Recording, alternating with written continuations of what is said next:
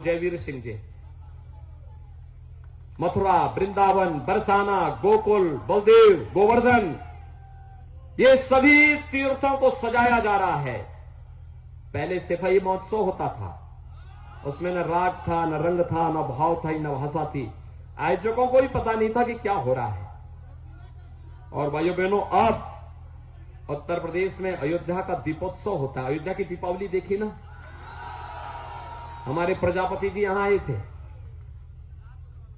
प्रजापति समुदाय के लोगों को गांव का तालाब अप्रैल से जून तक फ्री में, मिट्टी फ्री, सोलर और इलेक्ट्रिक चाक फ्री, ट्रेनिंग फ्री, और प्लास्टिक में बैन लगा करके हमने कहा मिट्टी के बर्तन दो। अब चीन से गौरी गणेश की मूर्ति नहीं आए, गणेश की मूर्ति नहीं आएगी, लक्ष्मी गणेश की मूर्ति हमारा गांव का कुमार ही बनाएगा, घर घर में सप्लाई करेगा। भाइयों बहनों, दीपोत्सव अयोध्या का, और होली आ रही है तो रंगोत्सव वृंदावन, बरसाना और मथुरा की, देव दीपावली काशी की, और भव्य कुंभ और दिव्य कुंभ प्रयागराज का। पहले अयोध्या का नाम इन्होंने फैजाबाद कर दिया था। हमने कहा भी फैजाबाद हमारी पहचान नहीं होगी, भी अयोध्या हमारी पौराणिक पहचान है। प्रयाग का नाम इलाहाबाद कर दिया था। हमने कहा भी इलाहाबाद से नहीं, इसका नाम प्रयागराज होना चाहिए, प्रयागराज। हमने प्रदेश को उसकी पहचान दी है। और भाइयों बहनों, उस पहचान के लिए हम सफल इसलिए हुए, प्रधानमंत्री मोदी जी का मार्गदर्शन और जनता जनार्दन का आशीर्वाद। एक दमदार सरकार थी, दमदार तरीके से प्रदेश के अंदर कार्य की है, बिना रोक टोक काम की है, गरीबों के कल्याण के लिए कार्य की है, विकास की बड़ी बड़ी परियोजनाओं को लेकर के काम की है। एक जनपद एक मेडिकल कॉलेज की तरफ सरकार बढ़ी है। मैं धन्यवाद दूंगा श्री नागेंद्र पांडे जी को और वशिष्ठ राय जी को, जो आज इस मंच पर यहां पर उपस्थित हुए हैं। भाइयों बहनों, मैं आपका आह्वान करूंगा, आप हमारे इन दोनों योद्धाओं को जिताइए। बलिया के सम्मान की बात तो मुझे लगता है किसी को बोलने की आवश्यकता नहीं, जब मैं हूं तो फिर चिंता करने की कोई आवश्यकता नहीं। बलिया की चिंता मैं सर्वाधिक करता हूं, क्योंकि बलिया के साथ हमारी केमिस्ट्री मिलती है, जान रहे हैं ना। और इसलिए मैं बलिया वासियों से अपील करूंगा, बलिया जनपद के अपने सभी प्रत्याशियों के बारे में। हमने बेलथरा रोड से श्री छट्टू राम को, रसड़ा से बबन राजभर को, सिकंदरपुर से श्री संजय यादव को, फेपना से श्री उपेंद्र तिवारी को, बांसडीह से हमारे सहयोगी दल निषाद राज पार्टी से, वे भगवान राम और निषाद राज की दोस्ती त्रेता युग से चली आ रही है। तो उसी दोस्ती को निभाने के लिए कि जब भगवान राम का भव्य मंदिर बनेगा तो निषाद राज बाहर न रहे, निषाद राज भी उस अभियान के साथ जुड़े रहे, इसलिए हमारे सहयोगी दल हैं।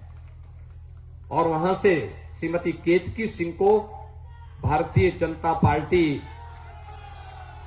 ने अपना प्रत्याशी बनाया है। तो भाइयों बहनों, बेरिया से आनंद स्वरूप शुक्ला जी को भारतीय जनता पार्टी ने अपना प्रत्याशी बनाया है। और